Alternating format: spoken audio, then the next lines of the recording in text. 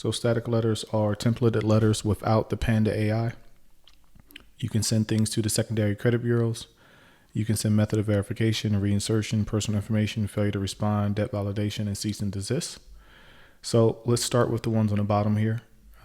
You will use these in instances of public records, child support, things like that. Step one, you go to your disputing tab and you're going to select the items in which you want to challenge with those things. Let's select our bankruptcies here and let's deselect everything else. Once again, if you wanted to get everything back, you can just hit reset to bring the accounts back as well, and then deselect if you want to take them off. But you always have to save filter.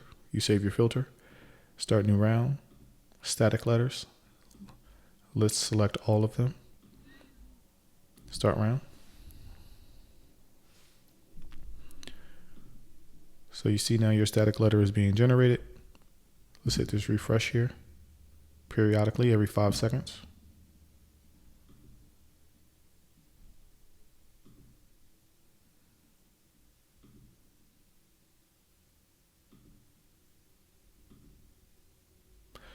All right.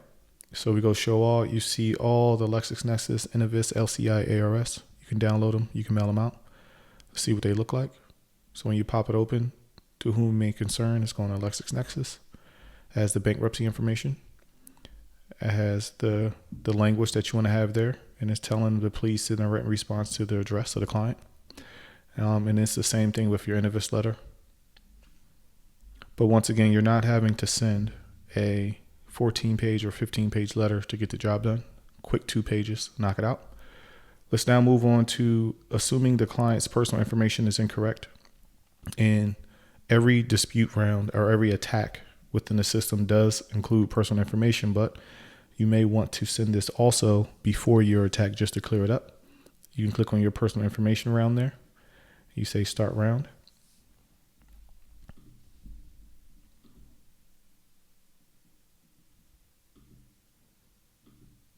As you see, I'm always hitting this reload button.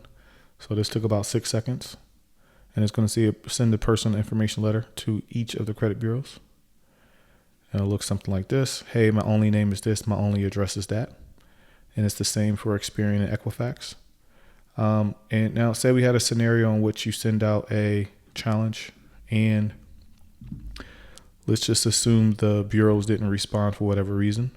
Make sure I have an inquiry selected for all of these as well. You go to your static letters and let's say it's been 30 days or 35 days and the bureau didn't respond. You can send a failure to respond as well. And the failure to respond will allow you to, this is why we say we have a factual and compliance-based system, because we're combining these things, right? If the credit bureau doesn't respond in a certain time frame, there's a chance you can get deletions as well. So once again, let's see what this looks like. And once again, this failure to respond, method of verification, all those things adhere to what is specified in the filter. So we had the bankruptcies on there for that one.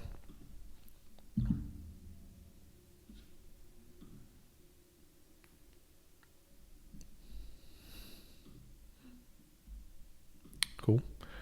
And then you can do the same thing with your method of verification.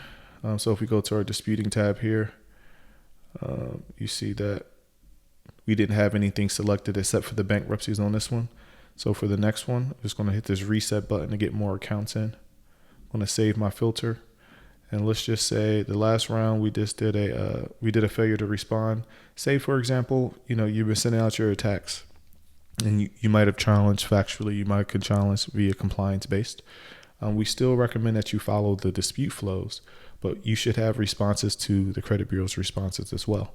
So if, case in point, the credit bureau said the item was verified, well, you can come in and select in your filter the items that they said were verified. We're assuming they said these 4 inquiries were verified, the bankruptcy were verified, and let's just say they say these 3 accounts were verified as well. You save your filter, start new round, static letters, method of verification. And keep in mind, these static rounds are 100% free as long as you have credits within the system. So once again, we periodically hit this reload button. This took about 2 seconds.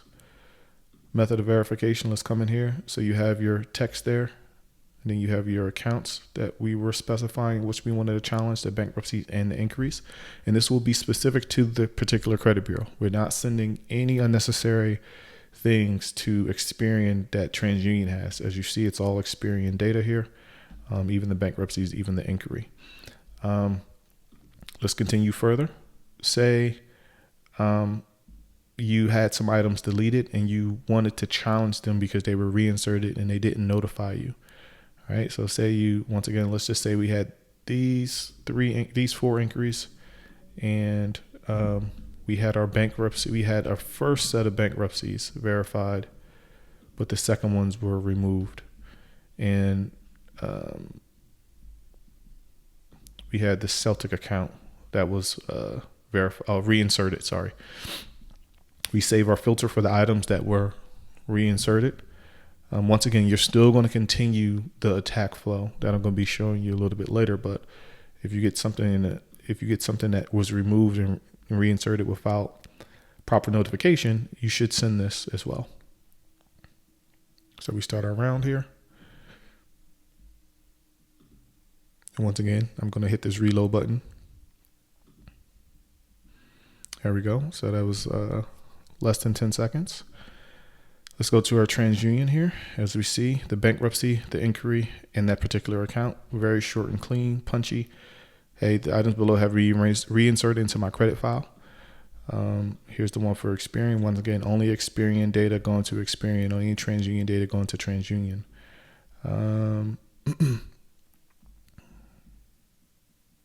So we covered failure to respond, personal information, reinsertion, and method of verification. Let's get into our cease and desist and refusal to pay.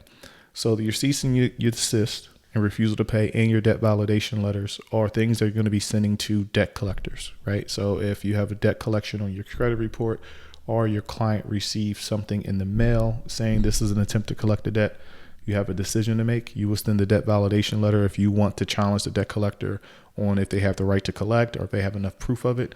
A cease and desist refusal to pay is basically saying, hey, stop contacting me and I do not have any intentions of paying you. A lot of the pre-litigation people like to use the cease and desist refusal to pay because if you're suing the credit bureaus or the debt collectors, you need to line things up properly. That's what our system allows you to do as well. So you can have your time in court and still win. So let's say we need to fill this out. It's going to ask you who's receiving this document. So let's say it's Midland Credit, the address. So you have to type in the address here. Typically you will receive, so your client would have received something in the mail.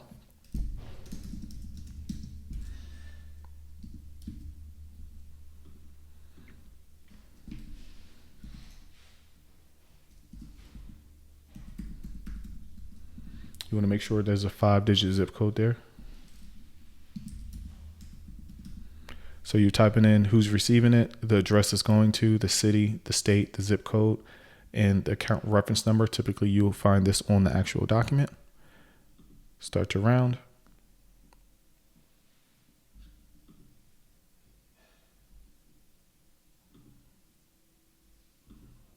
And of course you do your refresh thing as well. So that's about 5 seconds. And then you have your cease and desist, which you can download or mail out.